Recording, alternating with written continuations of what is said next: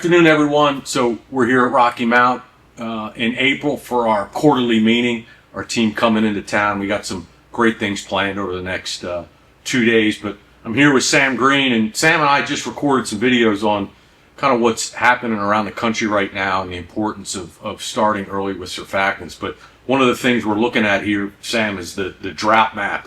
On the left side is March 1st, and on the right side is the end of March, and things are getting worse. And you know, we've had snow cover up in the Northeast, and despite the amount of snow, record snow in the last, I think they said 16 years, we're approaching a level 3 drought. So Sam, talk to us about the importance of getting these surfactants out early, because if this continues, we're going to be in for it this year.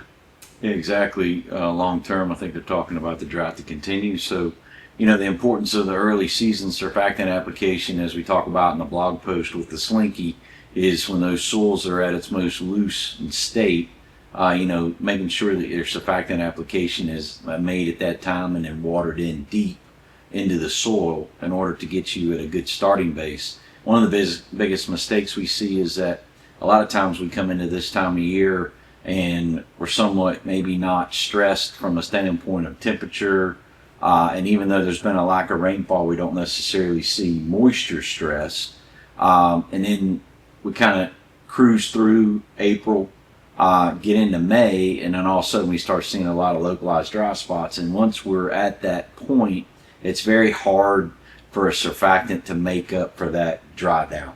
You know, one of the things that happens during the winter and year round is that breakdown of the lipid, you know, and as it's flocculating downward in the soil and sticking to the soil colloid, once it goes through that re-wet dry down cycle consistently, it's very hard for it to re-wet.